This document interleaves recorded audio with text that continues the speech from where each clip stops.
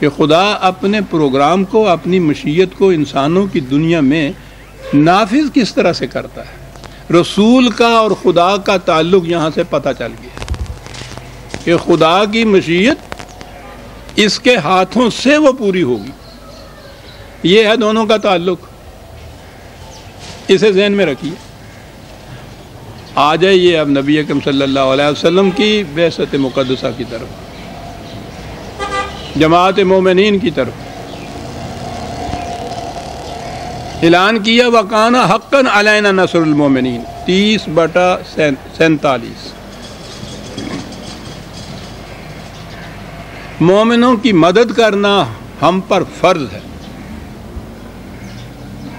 الفاظ بھی کو کم درجے کے نہیں ہے۔ حقاً علینا، خدا پر فرض ہے، واجب ہو جاتی ہے مومنوں کی مدد کرنا۔ تو اب سوچئے کہ اگر کہیں کوئی مومنوں کی جماعت مدد کی محتاج ہو تو وہ تو فریضہ خداوندی ہے ان کی مدد کرنا۔ یہ مدد کیسے ہوتی ہے؟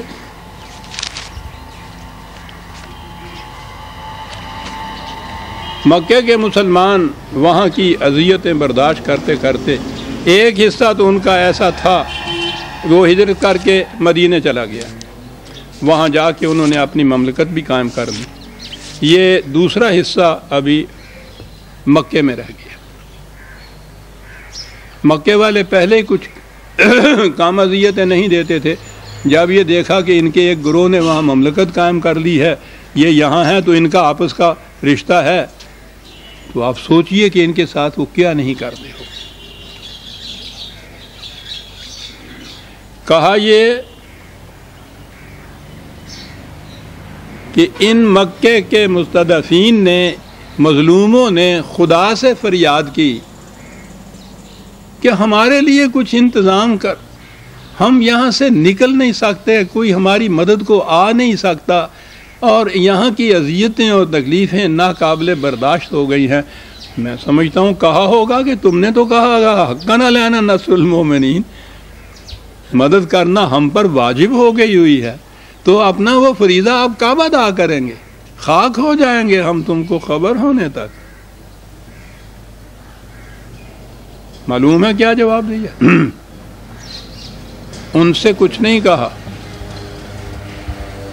مدینہ کے مسلمانوں سے کہا کہ جن کے پاس اب اتنا سامان ہو گیا تھا کہ وہ اپنی مدافعت بھی کرتے اور دوسرے کی مدد بھی، مدینہ کے مسلمانوں سے کہا کہ مالکم لا تقاتلون فی سبیل اللہ، وہ تمہیں کیا ہو گیا ہے ان کی مدد کے لیے اٹھتے نہیں ہو؟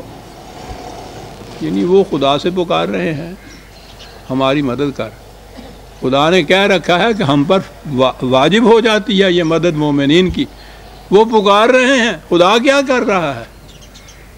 مدینہ کے مسلمانوں سے کہتا ہو کیا ہو گیا ہے تمہیں؟ آگے ہے بات، وَالْمُسْتَضْعَفِينَ مِنَ الرِّجَالِ وَالنِّسَاءِ وَالْوِلْدَانِ الَّذِينَ يَقُولُونَ رَبَّنَا أَخْرِجْنَا مِنْ هَذِهِ الْقَرْيَةِ الظَّالِمِ أَهْلُهَا وَاجْعَل لَّنَا مِن لَّدُنكَ وَلِيًّا وَاجْعَل لَّنَا مِن لَّدُنكَ نَصِيرًا ہوگا۔ کہا سنتے نہیں ہو کہ وہ وہاں مکے کے مظلوم کس طرح سے پکار رہے ہیں ہمیں کہ اے خدا یہاں سے نکالنے کا کوئی سامان پیدا کر، یہاں رہتے ہوئے ہمارے لیے کوئی مددگار کہیں پیدا کر، کوئی مدد کا انتظام کر۔ وہ سنتے نہیں ہو مدینے کے مسلمانوں، وہ کس طرح خدا ہمیں پکار رہے ہیں اور تم اٹھتے نہیں ہو۔ بات صاف ہو گئی۔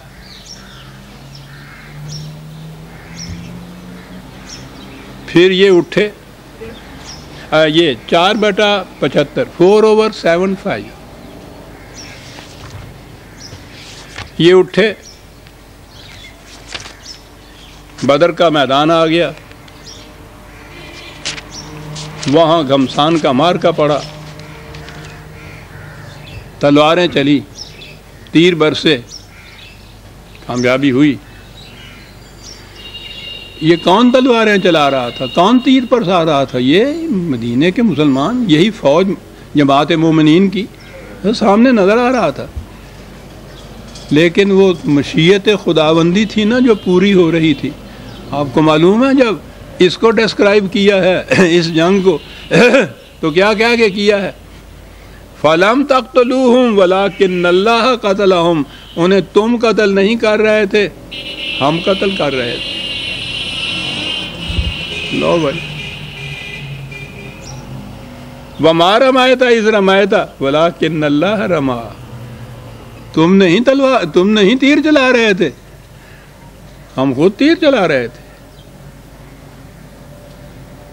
معاذ اللہ پوچھنے والا پوچھتا کہ صاحب یہ آپ نے ہی قتل کرنا تھا، آپ نے ہی یہ تیر چلانے تھے، تو وہاں ہمیں کیوں کہا تھا کہ اٹھتے کیوں نہیں ہیں ان کے ساتھ جنگ کرنے کے لیے؟ یہ ہمیں پکار رہے ہیں، اور ہمیں کیوں میدان جنگ میں پھر آپ نے بھیج دیا؟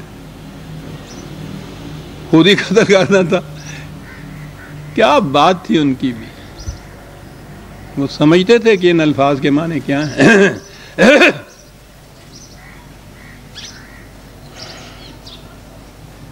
وہ چیز یہ درس میں وہ غالب کا شعر متعدد بار آ چکا ہے جس کے متعلق میں نے کہا تھا کہ نعت کی دنیا میں کم از کم میری نگاہ سے اس سے بہتر شعر نہیں گزرا. وہ یہ مقام ہے جس کو وہ شخص بیان کرتا ہے. یہ شخص بہت بلند حقائق کو بیان کر جاتا ہے شعر کے انداز میں. غالب کو یہ چیز نصیب تھی، اس کے بعد اقبال کو یہ چیز آئی تھی، لیکن غالب کا انداز اپنا ہے. اس حقیقت کو آپ دیکھیے کن الفاظ میں استعمال کرتا ہے. معاف رکھیے گا، آج سینے میں میرے درد سوا ہوتا ہے، یہ بھی غالب ہی کہتا ہے.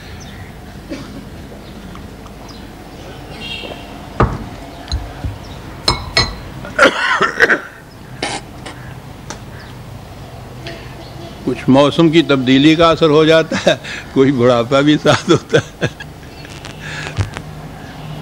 کیا کہتا ہے غالب؟ تیر قضا ہارائینہ در ترکش حق است. یہ ٹھیک ہے، قضا کے تیر خدا کے ترکش کے اندر رکھے ہوئے ہوتے ہیں. ترکش جانتے ہو نا، جس کے اندر تینوں کا مٹھا ہوتا ہے، وہاں سے ایک ایک تیر نکال کے چلاتے ہیں. تیر قضا ہارائینہ در ترکش حق است لیکن کشاد یہاں سے کمان محمد است. تیر نکلتا ہے خدا کی قضا کا محمد کے کمان سے. یہ کمان نہ ہو تو تیر دھرے کے دھرے رہ جاتے ہیں، مظلوم پس جاتے ہیں، مقہور پامال ہو جاتے ہیں. ان کی چیخیں کوئی نہیں سنتا. براہ راست خدا کا تیر ترکش سے نہیں نکلتا. یہ کیوں مظالم ہوتے ہیں؟ یہ کیوں ہے کہ غریب کی کوئی نہیں سنتا، غریب کی خدا نہیں سنتا، محمد کی کمان نہیں ہوتی، اس لیے یہ سب کچھ ہو رہا ہوتا ہے. ایک جماعت کی ضرورت ہے جو مشیت خداوندی کو پوری کرے اپنے دست و گریباں سے. یوں مشیت خداوندی کار فرما ہوتی ہے عزیزان من. لیکن کشادیاں سے کمان محمد است. اور اب آ جائیے، اس لفظ کمان نے بات ساری واضح کر دی. فکانہ قاب قوسین او ادنی.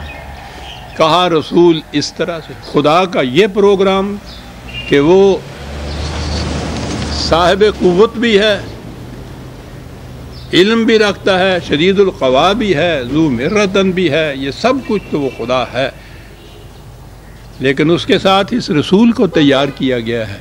اب خدا اور رسول کا تعلق کیا ہے؟ وہ یہ ہے عزیزان من، قاب قوسین او ادنی.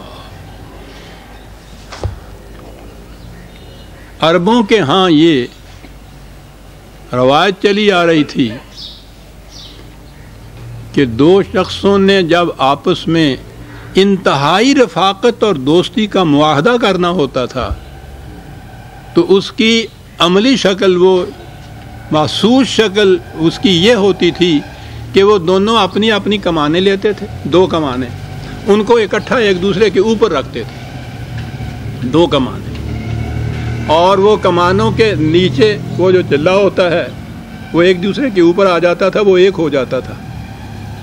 کمانوں کی قوسیں دو ہوتی تھیں، وہ قوسین ہوتی تھی. نیچے یہ ایک ہوتا تھا جسے کعب کہا جاتا تھا.